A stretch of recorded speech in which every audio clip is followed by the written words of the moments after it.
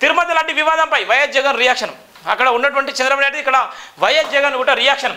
ఈ 100 రోజుల పాలనలో చంద్రబాబు చేసింది ఏం లేదని వైసీపీ అధినేత జగన్ అన్నారు. సూపర్ 6 హామీలను కూడా అమలు చేయడంతో పాటు జగన్ మీడియాతో మాట్లాడుతూ ప్రజలకు ఏం చేయలేక చంద్రబాబు పచ్చి అబద్ధాలు తెరలేపినట్టు చెప్పారు. తన హామీలను అమలు చేయడం ఇష్టం లేక చంద్రబాబు డైవర్షన్ పాలిటిక్స్ను నడపడానికి జగన్ అన్నారు. ఎన్నికల ప్రచారాన్ని దుర్మార్గంగా వ్యవహరించారు.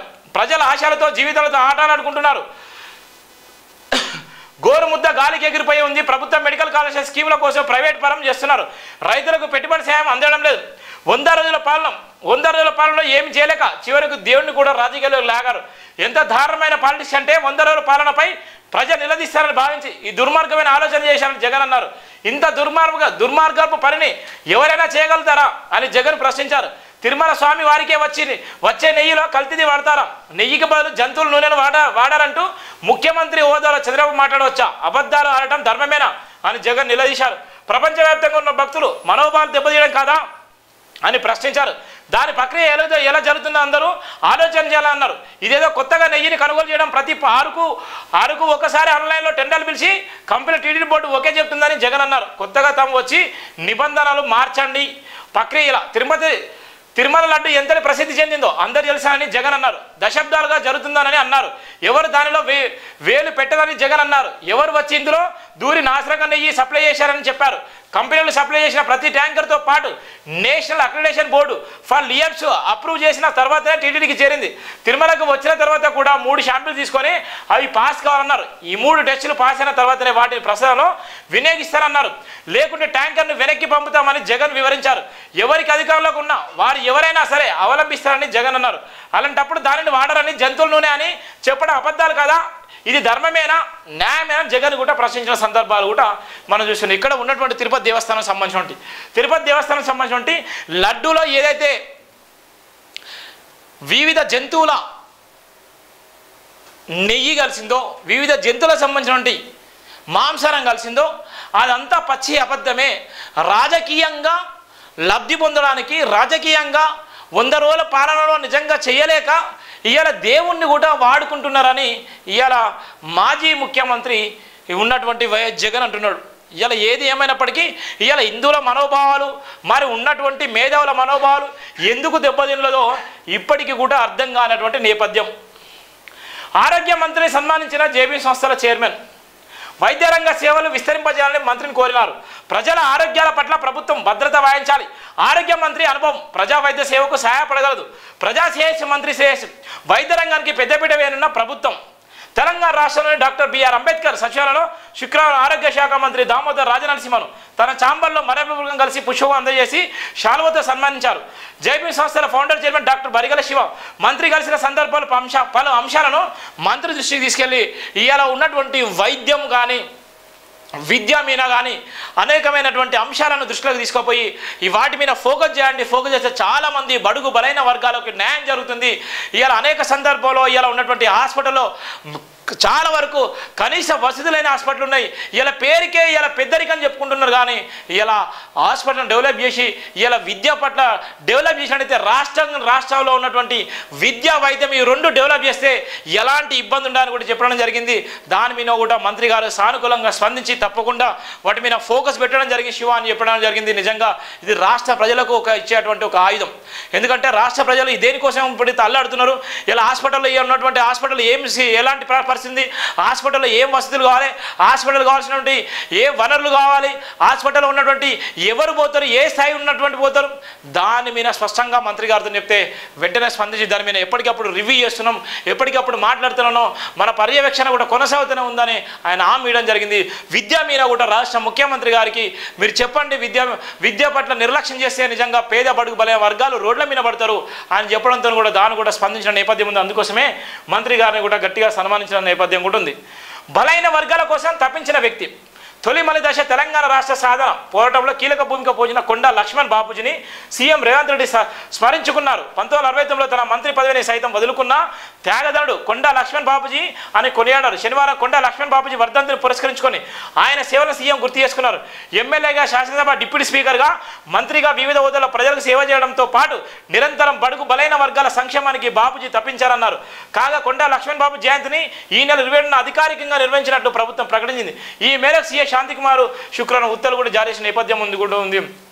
ఆ ఇండ్లు దానికి కూడా ఆయన కొండా లక్ష్మణ్ బాపూజీ పేరు కూడా పెట్టిల్లో. దానికి సంబంధించినటువంటి బలైన వర్గాల కోసం తప్పించిన వ్యక్తులకు నిజంగా న్యాయం జరగాలి. వాళ్ళు ఎవరైతే వాళ్ళకి గుర్తించి నిజంగా ప్రభుత్వం వాళ్ళకి ఎంత మేరకు సాయం చేయాలి, ఎంత మేరకు న్యాయం చేయాలనేటువంటి నేపథ్యం కూడా మనం చూస్తున్నాం. దానికి సంబంధించినటువంటి ప్రధాన వార్తకు సంబంధించినటువంటి వార్తలు. అలానే నేరం అంగీకరించిన జానీ మాస్టర్ నిజంగా తప్పు చేశాడా చేయలేనటువంటి అందరికీ ఒక చర్చ జరుగుతుంది. ఇలా ఉన్నటువంటి దేశంలో వివిధ రాష్ట్రాల్లో ఇప్పటికే జానీ మాస్టర్ నిజంగా వేరే పార్టీ వాళ్ళైనా ఉసుగొల్పిండు, లేకపోతే ఏం జరగలేని చెప్తున్నారు. అక్కడ ఉన్నటువంటి ఏదైతే ఉత్తరప్రదేశ్ నుంచి వచ్చినటువంటి డీ డ్యాన్స్లో షోలోకి వచ్చినటువంటి అమ్మాయి, 16 సంవత్సరాల అమ్మాయి ఏ విధంగా అయితే పరిచయం అయ్యిండు, ఏ విధంగా అయితే ఆమెను పరిచయం చేసుకున్నాడు, ఏ విధంగా లోపరుచుకున్నాడు, ఎంతవరకు నిజం ఎంతవరకు అబద్ధం అనేది కూడా ఇలా పోలీసులు వాళ్ళ స్టైల్లో వాళ్ళు ఇన్వెస్టిగేషన్ చేయడంతో అక్కడ ఉన్నటువంటి జానీ మాస్టర్ తన అంగీకారాన్ని ఒప్పుకున్నాడు. నేను తప్పు చేశానని ఒప్పుకోవడంతో ఆయన జైలు జీవితం గడపడానికి కూడా సిద్ధపడిన నేపథ్యం ఉంది. జానీ మాస్టర్కి 14 రోజులు రిమాండ్ రిపోర్ట్లో సంచలన విషయాలు. 16 ఏళ్ల వయసులోనే బాధితురాలపై దాడి. 16 సంవత్సరాల వయసులోనే ఆ అమ్మాయి మీద దాడి చేసేటువంటి ప్రయత్నం చేసిండు జానీ మాస్టర్. ప్రముఖ కొరియోగ్రాఫర్ జానీ మాస్టర్ వేరం అటు టాలీవుడ్లో పాటు 2 తెలుగు రాష్ట్రాల్లో సంచలనంగా మారింది. అయితే గోవాలో జానీ మాస్టర్ అరెస్ట్ చేసి హైదరాబాద్ తీసుకొచ్చిన సైబరాబాద్ పోలీసులు శుక్రవారం రోజున జానీని ఉప్పరపల్లి కోర్టులో ప్రవేశపెట్టారు. ఈ ఉద్దేశం జానీ మాస్టర్కు న్యాయస్థానం 14 రోజులు డిమాండ్ విధించింది. దీంతో జానీ మాస్టర్ చంచల్గూడ జైలుకు అక్టోబర్ 3వ తేదీ వరకు జానీ మాస్టర్ కస్టడీలోనే ఉండనున్నారు. అయితే కోర్టులో హాజరుపరిచిన సమయంలో జానీ మాస్టర్పై పోలీసులు ప్రవేశపెట్టిన రిమాండ్ రిపోర్టులో కీలక విషయాలు కూడా వెలుగులోకి వచ్చాయి. అయితే కోర్టు సమక్షంలో జానీ మాస్టర్ నేరం అంగీకరించినట్టు పోలీసులు రిమాండ్ రిపోర్టులో పేర్కొన్నారు. అసిస్టెంట్ కొరియోగ్రాఫర్ అతను దాడికి పాల్పడినట్టు ఒప్పుకున్నట్లు పోలీసులు తెలిపారు. 2019లో బాధితురాలతో జానీ మాస్టర్కు పరిచయం అయిందని తెలిపారు. అయితే దురుద్దేశంతోనే ఆమెను అసిస్టెంట్ చేర్చుకున్నట్టుగా. కాగా 2020లో ముంబైలోని హోటల్లో బాధితురాలపై మొదటిసారి జానీ మాస్టర్ దాడికి పాల్పడినట్టు గుర్తించారు. ఆ సమయంలో బాధితురాల వయసు 16 సంవత్సరాలు మాత్రమే రిమాండ్ రిపోర్టులో పోలీసులు గుర్తించారు. ఇక అప్పటి నుంచి ఈ 4 ఏళ్లు బాధితురాలపై జానీ మాస్టర్ పలుమార్లు అత్యాచారానికి పాల్పడినట్టు గుర్తించారు. అయితే సినిమా అవకాశాలు బయటకు చెప్పకుండా ఉండేందుకు రాకుండా చేస్తానంటూ బెదిరించాలని ఇండస్ట్రీలో ఉన్న పలుకుబడితో భవిష్యత్తు లేకుండా చేస్తానని బెదిరించినట్టు రిమాండ్ రిపోర్టులో వివరించారు. జానీ మాస్టర్తో పాటు ఆయన భార్య ఐషా ఆలియాస్ సుమలత కూడా బాధిత యువతిని పలుమార్లు బెదిరించినట్టుగా పోలీసులు రిమాండ్ రిపోర్టులో పేర్కొన్నారు. అయితే ఆయన దగ్గర అసిస్టెంట్ కొరియోగ్రాఫర్గా పనిచేసిన ఓ యువతి సెప్టెంబర్ 1న నర్సింగ్ పోలీసులకు ఫిర్యాదు చేసిన సంగతి తెలిసిందే. దీంతో పోలీసులు షేక్ జానీ పాషాపై పలు సెక్షన్లతో పాటు ఫోక్సో చట్టం కింద కేసు కూడా నమోదు చేశారు. అయితే కేసు నమోదైనప్పటి నుంచి పరల్లో ఉన్న జానీ మాస్టర్ కోసం పోలీసులు తెలుగు రాష్ట్రాలతో పాటు మిగతా రాష్ట్రాలను గాలించారు. అయితే గోవాలో తలదాచుకున్నట్టు వచ్చిన సమాచారంతో అక్కడికి వెళ్ళిన సైబరాబాద్ పోలీసులు అరెస్ట్ చేసి హైదరాబాద్ తీసుకొచ్చారు. వైద్య పరీక్షలు నిర్వహించి ఉప్పరపల్లి కోర్టు ముందు హాజరుపరిచిన నేపథ్యం కూడా ఉంది. ఇలా సినిమా ఇండస్ట్రీని నమ్ముకొని ఎంతో మంది వస్తారు. ఇవాళ ఉన్నటువంటి సినిమా ఫీల్డ్ అంటే కలర్ ఫీల్డ్. ఆ కలర్ ఫీల్డ్లో ఇవాళ ఆశలు చూపించి, ఇవాళ ఉన్నటువంటి తెరపైన కెమెరా ముందు చూపించి, ఇవాళ ఫోటోలను అద్భుతంగా చూపించి, ఇవాళ ఉన్నటువంటి రియల్ ఫేస్కును ఇవాళ ఉన్నటువంటి వీడియోలో చూపించేటువంటి ఫోటోలు చూపించి ఇవాళ వాళ్ళు మసిపూసి వాళ్ళ జీవితం ఆన్ చేసేటువంటి ఎంతోమంది. ఇలా ఫిలిం ఛాంబర్ సంబంధించి ఇలా ఫిలిం నగర్లో అనేక మంది ఇలా ఎక్కడి నుంచో వచ్చినటువంటి పేదవాళ్ళు, ఎంతో దూరం నుంచి వచ్చినటువంటి పేదవాళ్ళు ఇవాళ వాళ్ళ జీవితాలు కూడా ఇవాళ ఎంత దారుణం అంటే దారుణంగా కూడా ఇలా సినిమా పేరుతోని వాళ్ళ జీవితాలు లాంగ్ చేసుకునే నేపథ్యం ఉంది.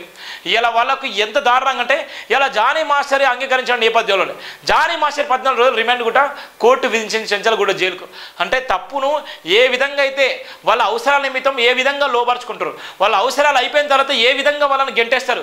ఇవాళ ఉన్నటువంటి సినిమా ఫీల్డ్కి సంబంధించిన అంశం తీసుకున్నట్లయితే సినిమా ఫీల్డ్ అనేది కలర్ ఫీల్డ్. ఆ కలర్ ఫీల్డ్లో ఉన్నటువంటి అనేక మంది కూడా వాళ్ళ జీవితాలను మసిపూసి మారడేసినటువంటి ఎందరో ఉన్నారు.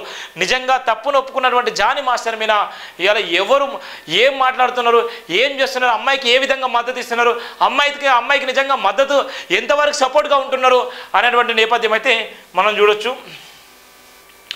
సింగరేణి కార్మికులకు రాష్ట్ర ప్రభుత్వం బోనస్. నిన్న ఈ సీఎం ప్రెస్ మీట్లో ఉండి రాసిన వార్త. దసరాకు ముందే కార్మికుల కుటుంబాల్లో పండుగ. కార్మిక కుటుంబాలకు అందరున్న 796 కోట్లు. ఒక్కో కార్మికునికి 1.90 లక్షలు. తొలిసారిగా కాంట్రాక్ట్ కార్మికులకు 5,000 అందేత ముఖ్యమంత్రి రేవంత్ రెడ్డి నిన్న జరిగిన ప్రెస్ మీట్. సింగరేణి కార్మికులకు ముఖ్యమంత్రి రేవంత్ రెడ్డి తీపి కబురు అందించారు. సింగరేణి కార్మిక కుటుంబాల ఆనందం నింపడమే లక్ష్యంగా దసరాకు ముందే బోనస్ ప్రకటించారు. గత ఏడాది సింగరేణి సంస్థ ఉత్పత్తి గడిచిన లాభాల ఆధారంగా బోనస్ ప్రకటించిన ముఖ్యమంత్రి వెల్లడించారు. ఒక్కో కార్మికునికి 1.90 లక్షల కాంట్రాక్ట్ కార్మికులకు 5,000 చొప్పున బోనస్ ప్రకటించారు. రాష్ట్ర సచివాలయం శుక్రవారం నిర్వహించిన విలేకరుల సమీక్షలో ముఖ్యమంత్రి రేవంత్ రెడ్డి మాట్లాడారు. తెలంగాణ రాష్ట్ర సాధన ప్రక్రియలో సింగరేణి కార్మికులు అగ్రభాగా నిలిచారని, ఉద్యమాన్ని పతాక స్థాయికి తీసుకెళ్లడంతో కానీ కార్మికులు పాత్ర మరవలేదని ముఖ్యమంత్రి కొనియాడారు. అనంతరం సింగరేణి లాభాలు విస్తరణ బోనస్కు సంబంధించిన వివరాలకు ఉప ముఖ్యమంత్రి బట్టి విక్రమార్క విలేకరులకు వివరించారు. రాష్ట్రానికి తలమానికంగా ఉన్న సింగరేణి సంస్థ రాష్ట్రంలో విద్యుత్పత్తి కేంద్రంతో పాటు ఇతర సంస్థలకు బొగ్గు సరఫరా చేయడంతో పాటు ఇతర రాష్ట్రాలకు బొగ్గు ఎగుమతి చేస్తుందని, సింగరేణి కార్మికుల శ్రమతో 2023-24 సంవత్సరంలో ఆ సంస్థకు మొత్తంగా 4,701 కోట్ల ఆదాయం సమకూర్చి ఇందులో సంస్థ విస్తరణ పెట్టుబడులకు 2,289 కోట్లు కేటాయించగా మిగిలిన 2,412 కోట్లు ఇందులో మూడో వంతు 796 కోట్లను కార్మికులకు బోనస్గా ప్రకటిస్తున్నాం. సింగరేణిలో మొత్తం 41,387 మంది శాశ్వత కార్మికులు ఉద్యోగులు ఉన్నారు. ఒక్కొక్కరికి బోనస్ కింద 1,90,000